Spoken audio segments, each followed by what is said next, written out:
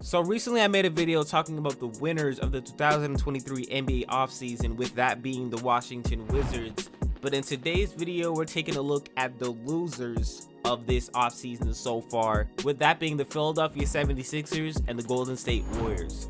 So taking a look at the Philadelphia 76ers, so far they lost George Niang, Shake Milton, and Jalen McDaniels, and ultimately those three players are pretty solid players. For George Niang, he was a knockdown shooter. At times he got the bench going, the vibe going, and ultimately led to success in the playoffs. And you got Shake Milton, which of course I really expected him to lead the Philadelphia 76ers. He's a young talent, for years been on the bench not getting playing time, so that one did not surprise me at all. But ultimately Shake Milton is going to be a young talent that they are losing for nothing. Jalen McDaniels is a really solid defender and pretty much a key player that they're going to be missing, because they traded Matisse Thybulle for Jalen McDaniels. Matisse Thybulle was known as one of the best defenders in the NBA, and ultimately now they're just letting McDaniels go for nothing. So they're missing Jalen McDaniels and Matisse Thybulle. So ultimately that trade to send off Matisse Thybulle ended up going nowhere. Very major loss for the Philadelphia 76ers. And now the Philadelphia 76ers bench is looking absolutely garbage. They got Jaden Springer. They got who else?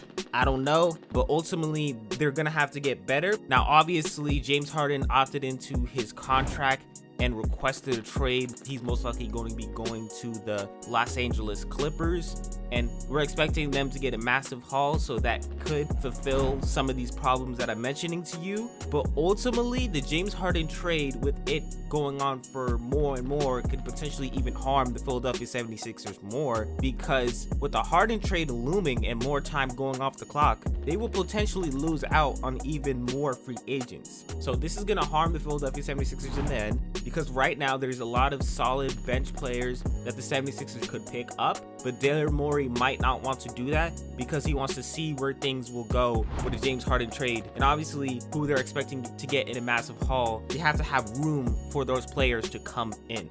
So that is why the Philadelphia 76ers are the losers of this NBA offseason. Moving on to the Golden State Warriors. Obviously, this offseason, they traded Jordan Poole, something I just flat out did not expect them to do.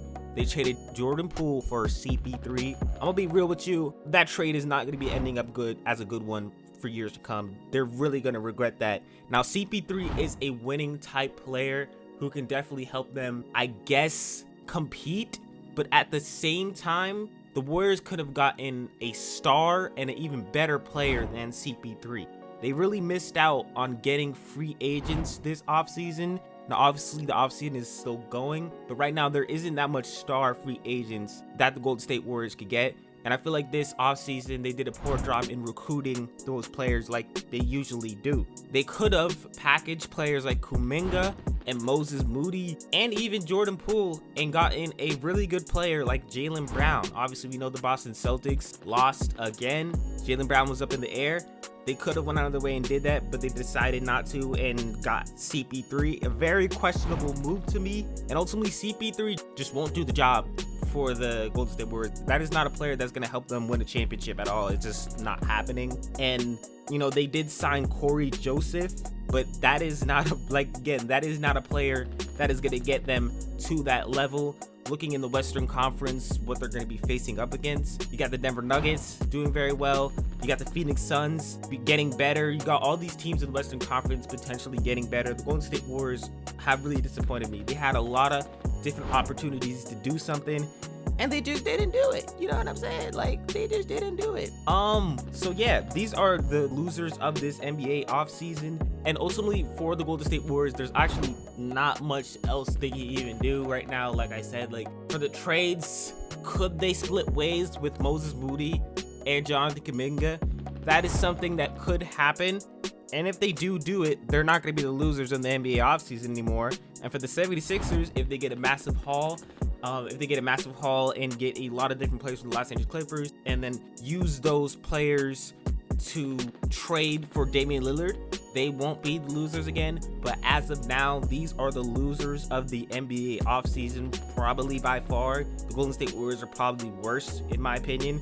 They just haven't made a lot of different moves to set themselves up for a championship like they usually do in the offseason. So yeah, With that being said, I think that's gonna wrap up things with this video. Do not forget to like, subscribe, turn on post notifications, subscribe for a cookie, and probably gonna be giving you that in the UPS or the USPS.